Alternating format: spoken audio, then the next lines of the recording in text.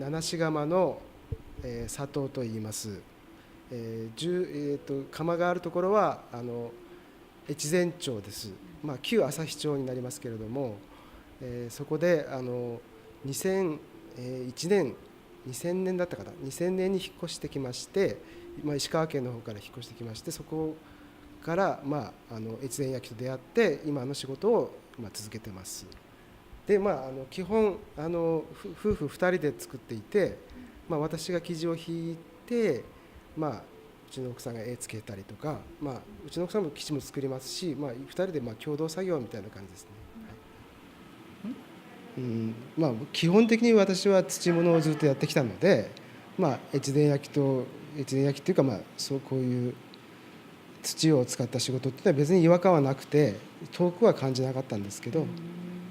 だから楽しかったですね。すごく磁器をずっとやってた後に土を触った時のその土の食感とか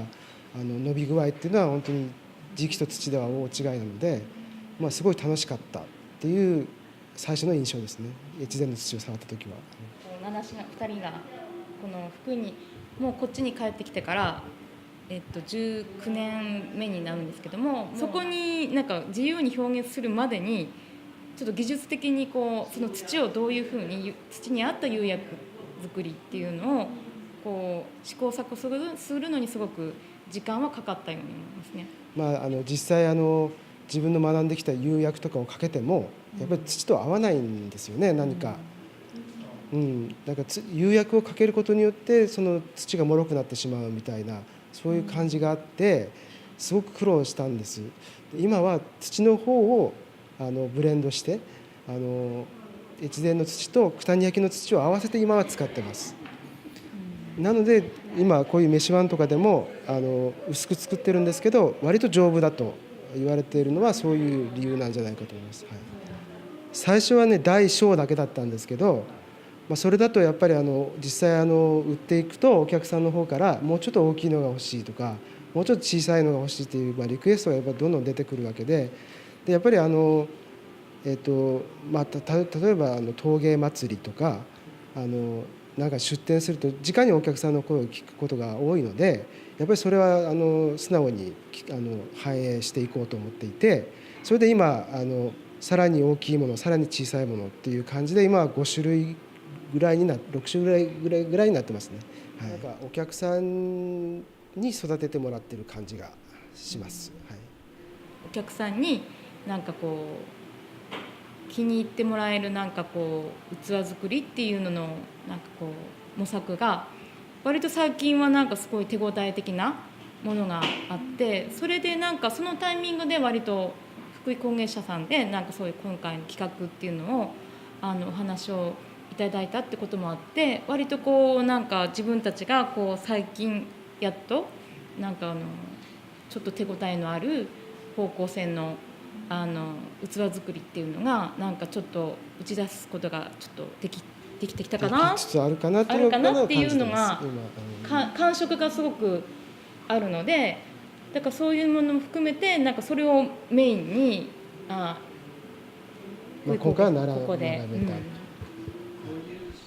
で軽くするのは私にとっては全然苦ではないんですよ。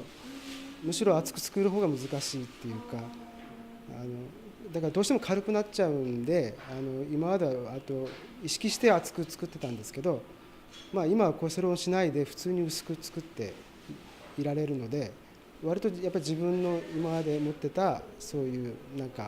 自分なりの何か感覚と割と作るものが合ってきてるなという感じはします。飴釉は割と最近やりだした、ここ5年ぐらいかなと。でこの色になったのはもう本当2年ぐらいで、前はもっと色がちょっと若干違っていて、もうちょっと黄色っぽかったんですよ。でこれ変な話なんですけど、ちょっと調合を間違えたんです。調合を間違えたらいい色になったんですよ。本当にすごい地味なんで、器自体はね地味なんでなかなか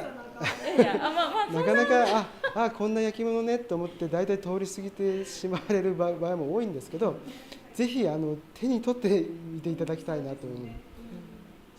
手に取って持っていただくとなんか違う何かを感じてもらえるんじゃないかなと思って、そうしてもらうと理解してもらえるんじゃないかなと少し思いますですね。七志窯、ちょっと変な名前ですけれども、いろんな人にも七志なんて七志のゴンベイみたいでやめた方がいいとかよくいろんな人に言われてきたんですけど、七志っていう音自体はうちの奥さんの奈美子の名っていうのと私の広志の司という字を合わせて取っているんですけど、その七志という音自体は名前がないということなんですけど、昔の焼き物なんかでもそうですけど、結局誰が作ったかわからないわけですよね。でもデザインとしてはもう確立されていて一般に流通している、そういう無名性みたいなものをちょっと意識していて、だから自分たちはまだそんな、大したものではないけれども、ゆくゆくはその自分たちの作ったものがそのオリジナルというかそのスタンダードになれるようなものを作りたいという意味で七志窯という名前にしてます。前は名前負けしてて自分で七志窯っていうのちょっと恥ずかしかったんですけどようやく最近は慣れてきました。自分やっとなんか少し一致してきたっていう感じかな。なんかこの器と、絵付けがなんかメインな目立つ仕事だとしたら、その裏で裏方さんっていう意味でその窯場とか釉薬かけるとか、そういう仕事をする、裏場っていうんですけど、そういう方面でずっと私は仕事をしてきたので、なんていうんですかね九谷といえば絵付けなんですけれども、絵付け自体は九谷焼の研修所っていうところ学校があるんですけど、そこで学んだ技術で、絵付けも勉強しました。それで大体一通り焼き物でやりたかったことはやったので、その後独立ですね。中学校はなんか陶芸部っていうのが太田中学校にあって、そうやってなんか身近に越前焼っていうものがある中で育ちながら、高校はそういうデザインとかそういうちょっと絵を小さい頃から描くのが好きだったので、そういう高校3年間やった後に焼き物ってあったなそういえばみたいな。でも越前焼ってなんか絵付けが絵が入ってなくって、それは難しいから京都に行ったらなんか描けるかなとか思って京焼に行ったんですよ。それで最後に色を自由に扱いたいと思って石川県に行ったんですよ。でそこで夫が同級生